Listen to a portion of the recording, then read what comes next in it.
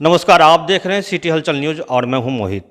बिहार विधानसभा चुनाव का समय नज़दीक आ चुका है। पूर्णिया एक ऐसा सीट है जहां अभी किसी भी उम्मीदवार का घोषणा अभी नहीं हुआ है। यूं कहें कि महागठबंधन के जो भी घटक दल है उन्होंने अपने पत्ते को अभी नहीं खोला है, मगर यहां से कांग्रेस, राजद और रालोसपा भी दावेदार हैं। हमारे साथ रालोसपा के प्रदेश महासचिव निरंजन सिंह कुशवाहा हैं। उनका भी दावा है कि पूर्णिया सीट रालोसपा के खाता में जाना चाहिए। आइए उनसे ही जानते हैं उनका दावा कितना मजबूत है। यहाँ रालोसपा जो है, राष्ट्रीय लोक समता पार्टी, एक मजबूत पार्टी के रूप में उभर के सामने आया है। और पूर्णिया में 15 साल में कांग्रेस भी कई बार चुनाव लड़ा, आरजेडी भी अपना चुनाव लड़ा, किसी को यहाँ अच्छा समर्थन नहीं मिला। राष्ट्रीय लोक समता पार्टी को अगर इस बार मौका मिलेगा तो यहाँ ये अच्छा करके दिखाएगा। ये अच्छा करके दिखाएगा ही नहीं बल्कि इस सीट को जीत के दिखाएगा। शहर की स्थिति तो बहुत भयावह है, हर जगह जल जमाव है, नाला है ही नहीं।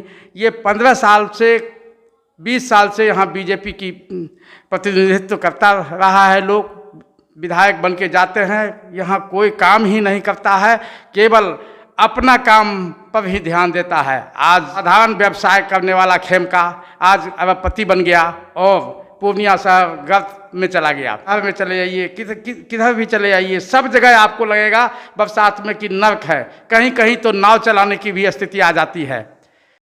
और पूर्णिया में और शहर में क्या क्या समस्या है, क्या देख रहे हैं? शिक्षा के नाम पर यहाँ कुछ है ही नहीं।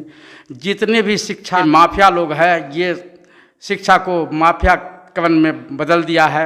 गरीब का बच्चा पढ़ नहीं सकता है, अमीर का बच्चा विदेश जाके भी पढ़ लेगा। हमारे राष्ट्रीय लोक समता पार्टी के अध्यक्ष ने एक घोषणा किया था कि हर वर्ग के बच्चे को एक ही स्कूल में पढ़ना है, चाहे वो डीएम का बच्चा हो, चाहे चपरासी का बच्चा हो, चाहे वो किसान का बच्चा हो, चाहे वो बहुत बड़े व्यवसाय का बच्चा हो।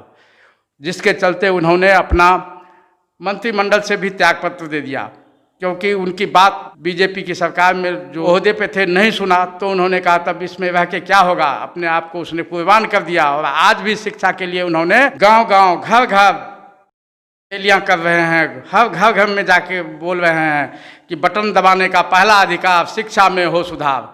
जब तक कि एक गरीब का बच्चा शिक्षित जब तक नहीं होगा वो समृद्ध नहीं हो सकता है।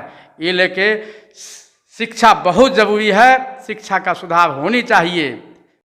समस्या क्या देख रहे हैं? किसान की बहुत बड़ी समस्या है। चुनाव जब आता है तो मंत्रीगण सारे बोलते हैं कि चीनी मिल को चालू कर देंगे, गुलाब बाग मंडी को समृद्ध कर देंगे, यहाँ मक्का पे आधारित फैक्ट्रियाँ लगा देंगे। ये कुछ नहीं होता, केवल चुनाव का एक जुमला बना के ये लोग बाजार में आता है और पब्लिक को गुमराह करता है कि आगे मैं करूँगा। अभी हाल देखिए किसानों का, लागत मूल्य मकई का 1200 रुपया है और बिक रहा है 600-800 में, जबकि सरकार के द्वारा समर्थन मूल्य दिया गया है 1870 रुपया। क्यों नहीं 1870 में बिकेगा? लागत मूल्य से आधे दाम में मकई बेच रहा है। किसान का क्या हल होगा? किसान की तो दुर्दशा ऐसी हो जाएगी अगर ये सरकार रहेगी। MP MLA को ध्यान देगा कहाँ? उसको फुर्सतें नहीं है। वहाँ बड़ों की काम करने को उनको फुर्सत रहेगा तब ना गरीब गुरबा किसान की बात सोचेगा। यहाँ तो वो है दिल्ली का सैर कर रहा है, कोई विदेश का सैर कर रहा है, कुछ नहीं किया, केवल नाम का MP है, नाम का MLA है। इनको ये 5 साल जो कट गया यही खेमका जी का, इस बार अगर राष्ट्रीय लोक समता पार्टी को यहाँ से प्रतिनिधित्व करने का मौका मिलेगा तो राष्ट्रीय लोक समता पार्टी खेमका जी का जमानत जब्त कर देगा। जाति समीकरण के हिसाब से क्या देख रहे हैं? रालोसपा का वोट बैंक कहाँ? मेरे राष्ट्रीय लोक समता पार्टी जाति धर्म पर अपना संगठन नहीं बनाया है।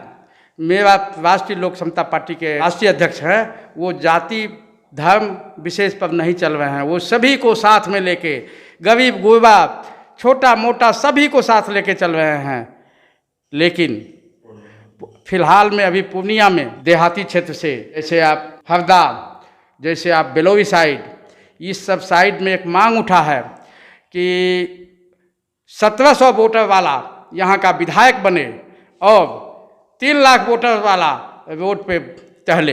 मैं ये कभी कदापि नहीं होने दूंगा। राष्ट्रीय लोक समता पार्टी अपने बल पर दोस्त बंधु कुशवाहा और जदवंशी दोनों मिलके एकदम संगठित हैं और मुसलमानों को जो तंग किया जा रहा है, उत्प्रेरित किया जा रहा है, राष्ट्रीय लोक समता पार्टी इसे कभी बर्दाश्त नहीं करेगा और सबको साथ लेके इस बार खेमका जी का जमानत जब्त कराने का यही मौका है।